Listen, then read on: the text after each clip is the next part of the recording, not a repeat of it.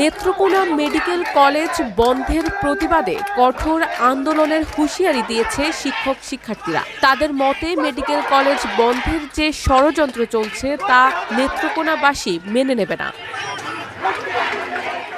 Netrokona medical কলেজের শিক্ষক শিক্ষার্থীর ব্যানারে নেত্রকোনা সদর হাসপাতালে অস্থায়ী মেডিকেল কলেজ ক্যাম্পাসে আয়োজিত সমাবেশে এসব কথা বলেন বক্তারা। এ সময় সমাবেশ থেকে স্লোগান দেওয়া হয়, লেগেছে রে লেগেছে, রক্তে আগুন লেগেছে, জেগেছে রে জেগেছে, নেত্রকোনা জেগেছে, তুমি কে আমি কে, এনএমসিআর এনএমসিআর। সমাবেশে বক্তব্য রাখেন ডাক্তার মাঝারুল আমিন, মারুফুল হক শাম্মী, শিক্ষার্থী জামিল ইমতিয়াজ, নিশাত হাসান ইমন সহ অন্যরা।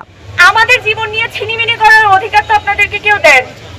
আর প্রথম কথা, আমাদের বলা হয়েছে যে আমাদের প্রথম এবং দ্বিতীয় বর্ষের শিক্ষার্থীদেরকে অন্য কলেজে মার্জ করে দেওয়া হবে।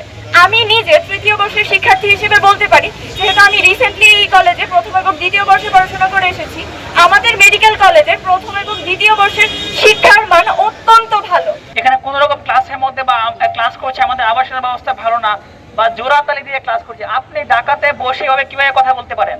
আপনি কি গত 6 মাসে কি আপনি কোনো ধরনের ইনভেস্টিগেশন করেছেন? আমাদের প্রিন্সিপাল স্যার মহোদয়ের কাছে কোনো ধরনের বৈঠক করেছেন? আপনি জানতে চেয়েছেন আমাদের কি সমস্যা, বা আপনি জানতে পারলে কি ধরনের স্টেপ নিয়েছেন? আপনি ঢাকায় বসে এই সমস্ত মিথ্যাচার বন্ধ করেন। এর আগে স্বাস্থ্য বিভাগ জানায় অবকাঠামো, জনবল ও গবেষণাগারের অভাব থাকায় সরকার বন্ধ করে দিতে পারে দেশের 6টি মেডিকেল কলেজ। এর মধ্যে রয়েছে নেত্রকোনা মেডিকেল কলেজও। 2018 সালে নেত্রকোনা মেডিকেল কলেজ অনুমোদন পায়। পরের বছর সদর হাসপাতালের কয়েকটি কক্ষে শুরু হয় ক্লাস।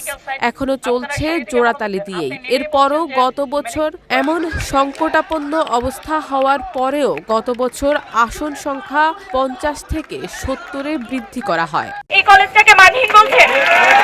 যদি আপনারা না জেনে থাকেন তাহলে আপনারা কেন প্রচার করছেন? আপনারা কি আমাদের কাছে এসে জিজ্ঞেস করেছিলেন এখানকার মানদণ্ডটা কি? শারমিন নিশু, ঢাকা পোস্ট। আমরা গতকালকে ডিজি স্যারকে প্রশ্ন করেছিলাম, স্যার মানহীনতার মানদণ্ডটা